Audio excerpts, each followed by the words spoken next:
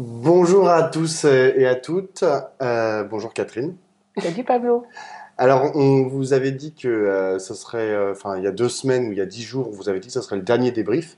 Eh bien non, ça, c'est pas le dernier débrief parce qu'on a décidé d'en faire un nouveau, vu que ben, l'actualité politique, notamment l'actualité parlementaire et gouvernementale, ben, a continué. Il y a des nouveaux textes qui ont été déposés à l'Assemblée nationale. Il s'est d'ailleurs passé pas mal de choses Oui, à l'Assemblée et c'est ce dont on voulait parler aujourd'hui. Pour l'instant, il y a trois projets de loi qui ont été, enfin deux qui ont été examinés, un qui est en cours d'examen à l'Assemblée nationale, un projet de loi sur l'état d'urgence sanitaire, un projet de loi sur le pouvoir d'achat, et là, en ce moment, le projet de loi de finances rectificatif qui est en cours d'instruction, on va dire, à l'Assemblée, en cours d'enregistrement.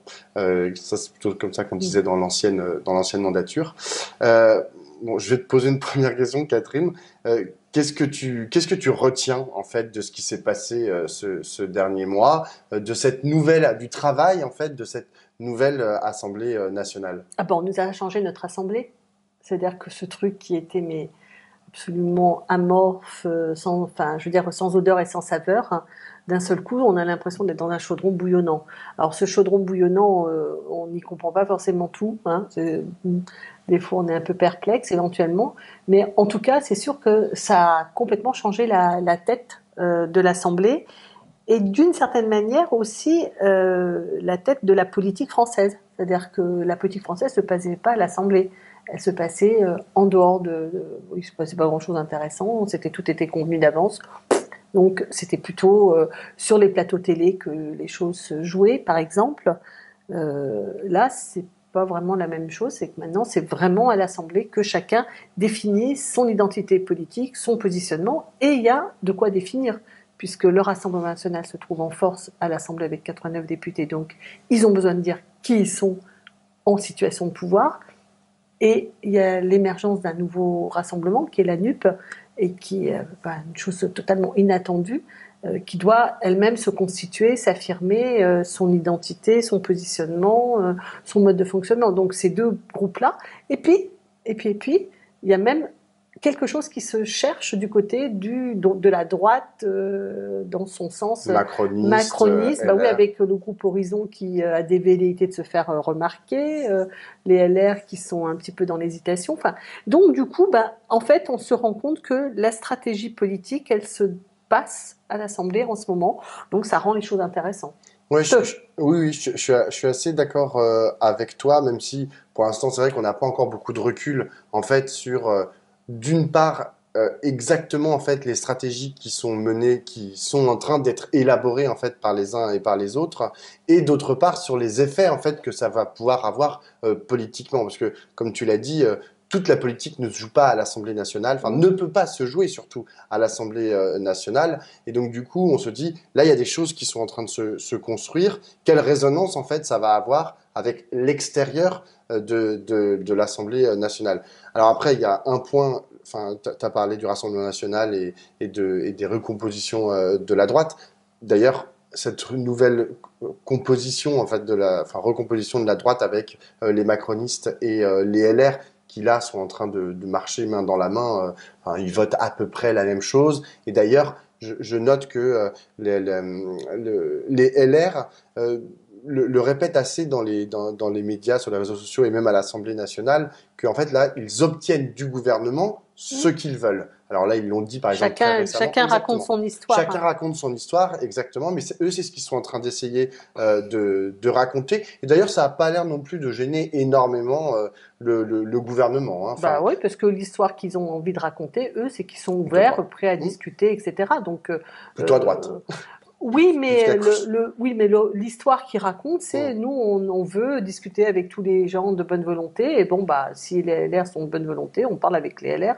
Donc, d'une certaine manière, les deux ont intérêt. On voit en fait, il y a plein d'intérêts croisés Hmm. bizarres hein, qui se passent là-dedans. Les LR, ils ont intérêt de raconter que eux influencent la politique et qui gagnent des choses à l'Assemblée. Et les macroniens, eux, ils ont intérêt à raconter que la preuve qu'ils sont ouverts, c'est qu'ils intègrent des propositions venues des LR. Ouais. Donc je pense que c'est un jeu donnant-donnant, gagnant-gagnant. Je ne sais pas jusqu'à quand, hein, parce qu'il y avait un papier hier, j'ai trouvé que l'expression était assez juste, quoi. Est-ce que les LR, ça va être le carré de sucre dans le café? C'est-à-dire, ça va finir par tutouiller, et puis il y a Se plus, dissoudre. il y a plus de, Se bon, il y a un dissoudre. café sucré, ce qui est abject à mon goût, mais chacun a le droit d'aimer le café sucré, mais moi j'aime pas du tout. Non, mais après, il y a aussi, du coup, la question de la. Là, on était sur la droite, mais il y a la question de la gauche, en fait, de ce qui se passe à la NUPES, de la stratégie, en fait, qui est proposée aujourd'hui par la NUPES, qui est une stratégie qui est. Enfin, en tout cas, qui a le mérite déjà de trancher avec ce dont la gauche. Enfin, ce à quoi la gauche, pardon, nous avait habitués. Et là, ils y vont tambour battant, ils s'opposent sur tous les textes. L'opposition est d'ailleurs très violente. Et très, elle fait du bruit. Enfin, je veux dire, la colère en fait, mais vraiment au sens propre, des députés de la Nupes et notamment de la France insoumise se fait entendre dans l'Assemblée nationale. Je vois, moi qui suis beaucoup les réseaux sociaux, je vois à quel point ça a de la résonance sur les réseaux sociaux. C'est-à-dire que les internautes, je sais pas comment on les appelle, les twittos et compagnie, sont heureux en fait de voir dans l'Assemblée, notamment les militants, sont heureux de voir dans l'Assemblée nationale des députés qui, enfin, ont-ils l'impression, et je pense qu'ils ont assez raison, se font entendre. Et ils se font entendre en permanence, puisque comme nous le racontait une députée de la NUPES, qui était déjà présente dans la précédente mandature, elle nous disait ah non, mais être dans l'hémicycle, autant de temps, parce qu'en plus il reste énormément de temps parce que tous les textes, il y a une foultitude d'amendements qui sont déposés à chaque fois, donc ça dure jusqu'à 3, 4, 5, 6 heures du matin, et ils se Pas retrouvent, raisonnable. voilà, et ils se retrouvent avec en fait les députés de la NUPES qui passent leur temps en fait à s'opposer, mais verbalement dans l'Assemblée nationale, ce qui au bout d'un moment fout la tête en chou-fleur. Et donc je vois que il y a pas mal de gens en fait qui se disent ah enfin on a des députés combatifs et combatives, on a des gens qui offrent du répondant et puis ils sont plus une peau de chagrin comme dans la précédente mandature. Là, tout d'un coup, ils sont énormément et donc ça fait une caisse de résonance d'autant plus grande lorsqu'ils se mettent tous à crier. Cette stratégie, enfin, pour l'instant, elle est ce qu'elle est. Je sais pas tellement, enfin, je sais pas, peut-être que toi, tu as plus de réponses à apporter à ça, mais exactement ce qu'ils imaginent, en fait, s'ils imaginent tenir comme ça, en fait, pendant 5 ans. Ou jusqu'à la dissolution. En fait, imaginez crier, imaginez s'opposer frontalement, verbalement, avec une escalade en plus que je note dans l'agressivité en fait des interactions qu'ils ont les uns avec les autres. J'ai discuté avec certains députés qui me disaient de la Nupes, qui me disaient ah mais nous on ne respecte pas les autres députés. Déjà, il y a la question en fait du est-ce que, mais pour le coup, enfin, je pense que c'est une question qui est ouverte. Est-ce que l'on doit respecter ou est-ce que les députés de la Nupes doivent respecter, par exemple, les députés du Rassemblement national, c'est-à-dire de l'extrême droite? Ça, c'est une première question. La deuxième question, c'est est-ce que l'on respecte les députés macronistes que, très souvent, on accuse de faire une alliance avec le Rassemblement national, donc avec des proto-fascistes. Et comment est-ce que dans ce cadre-là, ce cadre d'irrespect en fait les uns envers les autres, comment est-ce que déjà quelle image ça ressort et puis comment est-ce qu'on peut imaginer, enfin il en ressort et qu'est-ce qu'on imagine en fait que enfin comment est-ce qu'on travaille en fait, comment est-ce qu'on estime représenter la nation dans ce maelstrom d'irrespect. Alors, il y a la question de l'irrespect, mais je pense qu'il y a, tout à l'heure, je disais, chacun recompose et a intérêt à ses recompositions, à ses redéfinitions. Et à l'intérieur de la NUP, ça n'a échappé à personne qu'il n'y a pas que la France insoumise. Et il y a la France insoumise, le Parti communiste, les Verts et le Parti socialiste. Et ce que l'on retient dans cette forme d'agitation intempestive comme ça dans l'Assemblée, c'est essentiellement du fait des députés France insoumise. C'est eux qui donnent le là de l'attitude contestatrice à l'intérieur de l'Assemblée. Je pense que ça tient à plein de choses. Ça tient à une stratégie, c'est certain. C'est-à-dire qu'ils veulent montrer qu'ils sont les représentants d'une colère et d'une radicalité qu'ils pensent être présente dans le pays et qu'ils veulent porter à l'Assemblée nationale. Je pense que ça tient aussi à l'histoire de chacun d'entre eux.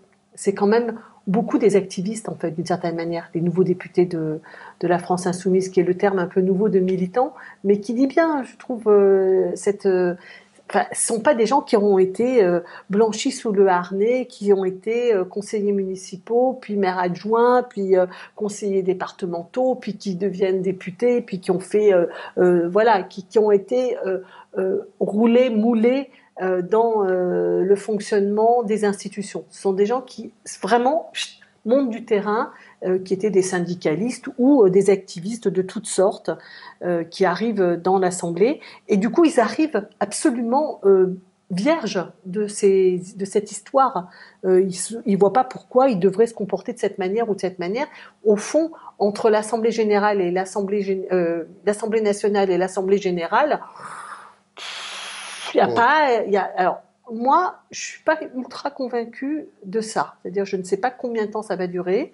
Vraiment, je pense qu'il faut avoir de la prudence parce qu'on est au bout d'un mois. Au bout d'un mois, les gens arrivent, cherchent leur marque. Je note, par exemple, que Clémence Guettet, l'autre jour, monte à l'Assemblée, à la tribune et dit « Madame la Présidente, Messieurs et Mesdames les députés », alors que la tradition est de dire « Chère Présidente, chers confrères ». Donc, c'est ça, un confrère qui dit ça. Le collègue. Chers collègues, voilà. Je voulais dire confrère, c'était bizarre, c'était masculin. Chers collègues, qui peut s'entendre dans tous les genres. Et là, il n'y avait pas de chair. Donc, il y avait bien l'idée de on est d'accord, mais on est ensemble pour faire la loi, mais on n'est pas des chairs. Donc, il n'y a pas il y a pas des pairs, on n'est pas entre pairs. Alors que la tradition, elle est plutôt d'être entre pairs. Et entre pairs de quoi? C'est-à-dire, chacun reconnaît à l'autre d'être une partie de la légitimité nationale. Ce qui n'est pas tout à fait acquis là, et en effet, il y a cette question du positionnement vis-à-vis du Rassemblement national. Est-ce qu'il fait partie de la légitimité politique et démocratique française ou pas? Donc là, il y a un premier débat. Et le deuxième débat, c'est comment on se comporte vis-à-vis de l'Assemblée nationale. Et je pense que c'est un jeu que je crois super... un peu dangereux. Un peu dangereux et un peu sur le fil du rasoir, parce que on a vite fait de tomber dans le côté qu'avait annoncé Marine Le Pen, c'est-à-dire l'Assemblée nationale, ça va devenir une ZAD, ce qu'elle avait raconté au départ. Et le deuxième risque, c'est que quand on fait beaucoup de bruit, et ben des fois on n'entend plus rien, quoi. C'est-à-dire qu'en fait, on sait qu'ils se manifestent bruyamment, qui ont des coups d'éclat dont se relaient et se repaissent les chaînes d'infos, les réseaux sociaux, etc. Le bruit général, mais au fond, qu'est-ce qu'ils ont dit? Quels ont été leurs arguments? Parfois, ça peut un peu se perdre dans ce brouhaha général.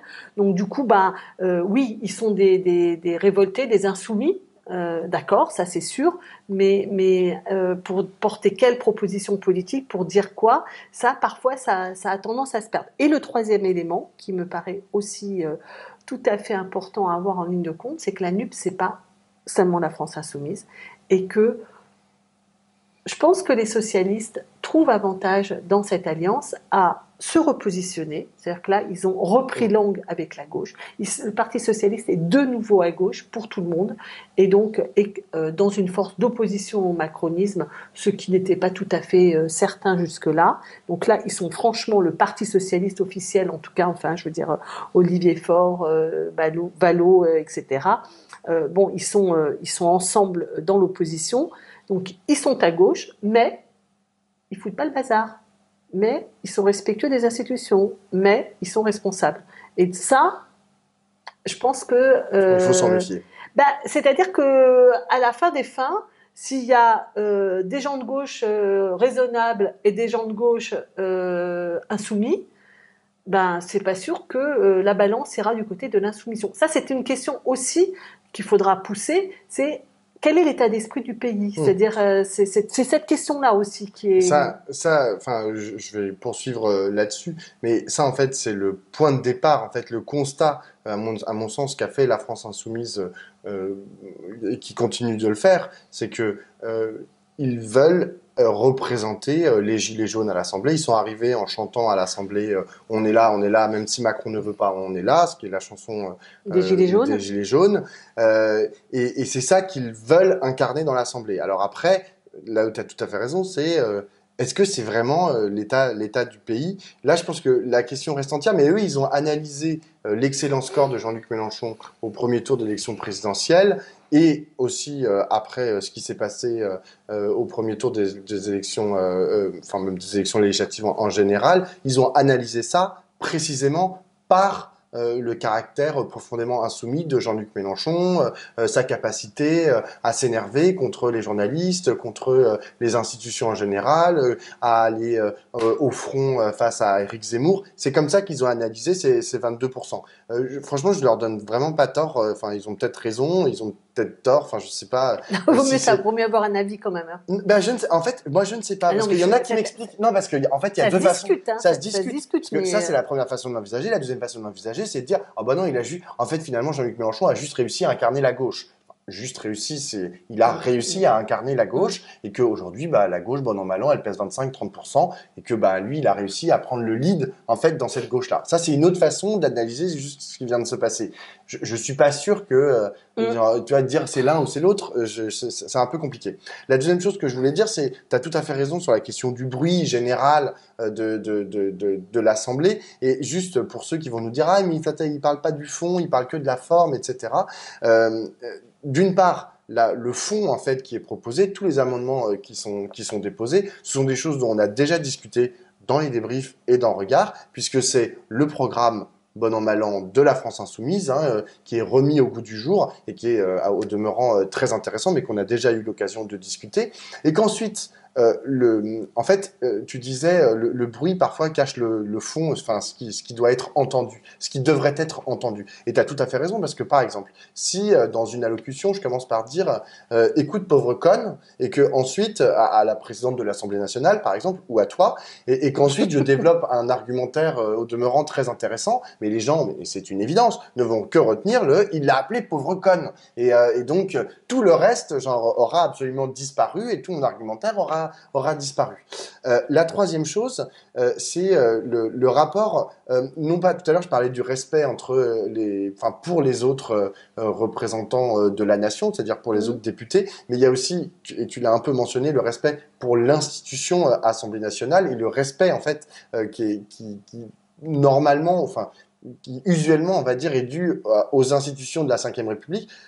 En fait, c'est assez logique aussi que les députés de la France insoumise ne les respectent pas, ces institutions, véritablement, dans la mesure où ils veulent la Sixième République. Donc finalement, le pourrissement de la Cinquième fait partie d'une stratégie pour dire, ah bon, en fait, tout ça, ça ne marche plus. En fait, les gens qui sont là, dans l'Assemblée nationale, ne représentent pas véritablement le peuple. Il faut une autre façon de représenter le peuple, par exemple en passant par la Constituante, parce que ça, c'est beaucoup plus intéressant. C'est ce qu'ils portent, c'est dans leur programme, et c'est ce qu'ils disent depuis maintenant des années. Et donc, c'est aussi une stratégie de pourrissement pour dire là on arrive au bout en fait de quelque chose qui ne marche plus, il y a un hiatus, les gens n'arrivent plus à se parler dans cette Assemblée nationale, donc passons à la sixième où là il y aura finalement des hommes et des femmes politiques qui seront plus représentatifs du peuple ou en tout cas de ces dynamiques, voilà, puisque c'est ce qu'ils proposent.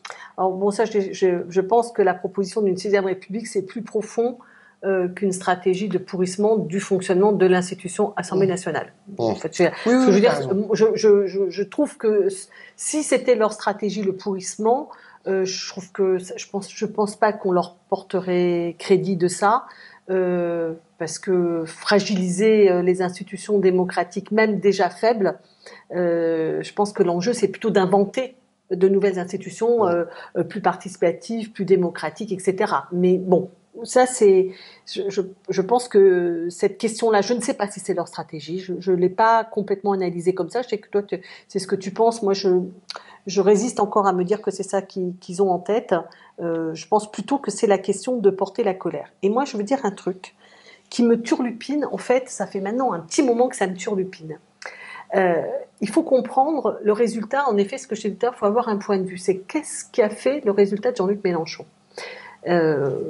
Mon point de vue, je l'ai écrit dans un papier qui a été publié par Le Monde à la fin de la semaine dernière, c'est que Jean-Luc Mélenchon, il a rassemblé sur son nom à la fois ses qualités de tribun, d'homme qui sait parler, donner de l'épaisseur et de la densité à un discours, donc qui donne intérêt, crédit à ce qu'il raconte. Il a profité de cette volonté d'avoir une candidature de rassemblement de la gauche. Je pense que ces deux aspects-là sont incontestables. Je pense qu'il s'est retrouvé, il a porté les revendications radicales très puissantes dans leur radicalité. Ça ne veut pas dire très rassembleuse, hein. C'est-à-dire que dedans, il y a le nouveau féminisme, les nouvelles luttes antiracistes, l'opposition aux violences policières. Enfin, ces luttes-là se sont trouvées incarnées par la France insoumise et par Jean-Luc Mélenchon. Mais il y a un élément qui est un point aveugle dans l'analyse qui, à mon avis, doit être considéré. Moi, je crois que c'est assez fondamental. Je crois qu'en fait, Jean-Luc Mélenchon fait un très gros résultat dans les grandes agglomérations, les grandes métropoles. C'est-à-dire dans un endroit où il y a un espèce de mélange et de bouillonnement qui fait émerger de nouvelles façons de vivre. C'est-à-dire une plus grande ouverture sur tous les enjeux dits de société, c'est-à-dire sur l'antiracisme, sur la question de l'égalité entre les femmes et les hommes, mais sur la liberté vis-à-vis de son corps, de sa manière de s'habiller, de ses amours, de l'éducation de ses enfants, une autre façon de travailler, une autre façon de se déplacer, une autre façon de consommer. Il y a quelque chose de nouveau qui est en train d'émerger dans les grandes agglomérations et qui est un mélange entre une bourgeoisie cultivée, une jeunesse étudiante, une jeunesse qui est étudiante aussi dans les quartiers populaires, puisque c'est quand même 80% d'une classe d'âge qui a le bac et une bonne partie d'entre eux vont aller à l'université. C'est ce truc-là qui s'est brassé et qui s'est retrouvé dans Jean-Luc Mélenchon. Et ce qu'il me semble, c'est qu'il faut voir que dans ce sens, ce que je veux dire par là, c'est que ce n'est pas seulement de la contestation, c'est de la reconnaissance politique d'une alternative qui est en train, de fait, de s'imposer et de se construire dans les grandes agglomérations. Le problème est que on ne voit pas, on ne comprend pas quels sont les éléments de cette sorte qui sont à l'œuvre en dehors des grandes agglomérations. Pourtant, elles existent. Et même si on prend la question des gilets jaunes, ce qui a été beaucoup retenu, c'est la colère de la petite classe moyenne qui se sent asphyxiée, méprisée, qui s'en sort pas, etc.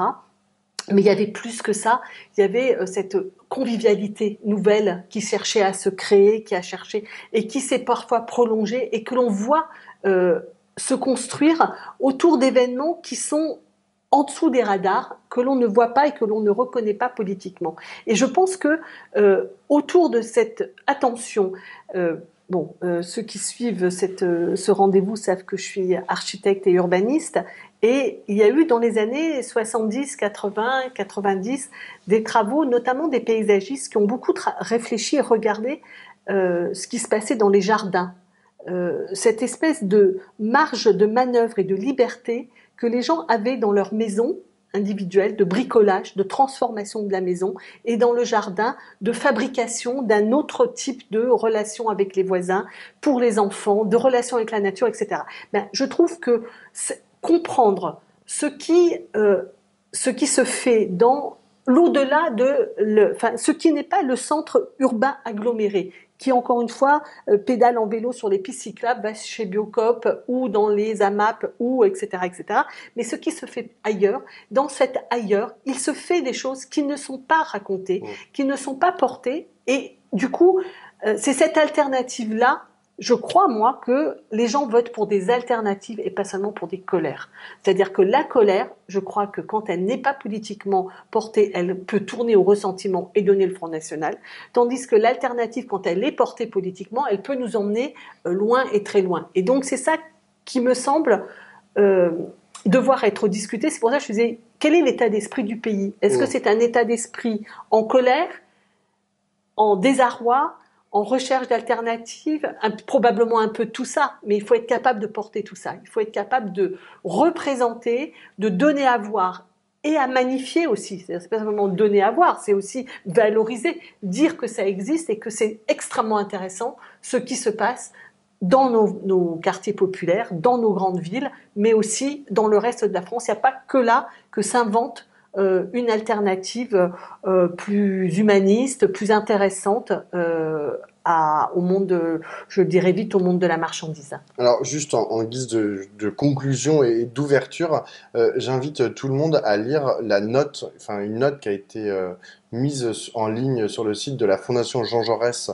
cette semaine ou la semaine dernière. C'est une note qui est signée par Jérôme Fourquet, le sondeur, sur la question des supermarchés. Et en fait, ça prolonge ce que tu dis parce que, en gros, ce que dit la note, c'est que les supermarchés dans les zones éloignées des centres, ont remplacé en fait et l'Église et le Parti communiste français et finalement même l'État. Et que pour les petites, c'est-à-dire que c'est devenu à la fois un lieu de convivialité, un lieu de modernité, ça fait longtemps que c'est devenu. Et ça fait très longtemps, exactement. Ça fait longtemps que les centres commerciaux exactement. sont la place publique d'aujourd'hui. Ouais, mais avec un changement, et c'est ça qui explique assez bien la note, c'est que les responsables en fait de ces centres commerciaux, ces supermarchés, sont devenus dans la tête de certaines classes populaires, de ces classes populaires-là qui les fréquentent, sont devenus leurs plus ardents défenseurs. Et c'est là, en fait, c'est-à-dire que quand ils écoutent Michel-Édouard Leclerc,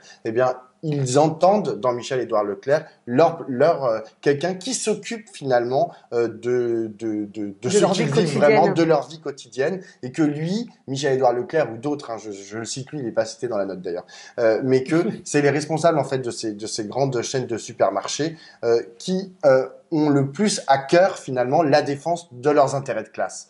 Et c'est là qu'il y a un souci. Ah bon. Et genre, il y a un énorme souci. Et d'ailleurs, c'est pointé comme ça. En fait, et c'est un vide il remplit par le politique, un vide notamment du politique, mais du coup aussi de l'État. C'est ce qui explique la note, et même de l'Église. Hein. Donc ça remplace les trois, la spiritualité, la politique et l'État d'un coup. Ça va me permettre de dire un tout petit mot pour finir, c'est que en fait, je trouve que on en a déjà parlé ici. François Ruffin tient une stratégie que je trouve très intéressante parce qu'elle est informée. C'est-à-dire qu'il dit quelque chose. Ce monsieur ne fait pas simplement, il fait de la colère, mais de la colère très informée, très épaisse, quoi. Et son axe, c'est la question de l'injustice. Et c'est de mettre une ligne entre eux et nous. C'est-à-dire, et je trouve que, moi j'apprécie beaucoup parce qu'il apporte des éléments de connaissances, de repères, il incarne une figure un peu alternative à Édouard Leclerc, quoi. Michel Leclerc. Michel-Édouard Leclerc. Michel-Édouard Leclerc. Oui, que j'entends beaucoup à la télévision. Non, mais j'entends pas, moi. Donc, il représente une autre façon de voir la vie. Mais encore une fois, ce que je pense, c'est que j'attends et j'espère qu'on aura l'occasion d'en discuter ensemble.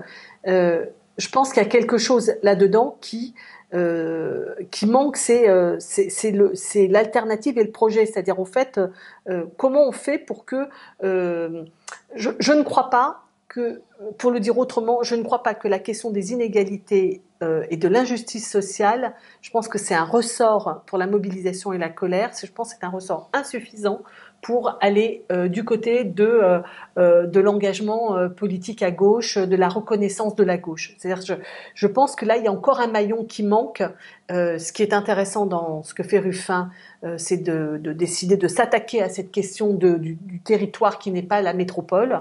Évidemment pas contre la métropole. Il dit bon, ça c'est acquis et il faut qu'on maintenant se pose la question d'après, la question suivante, on va dire.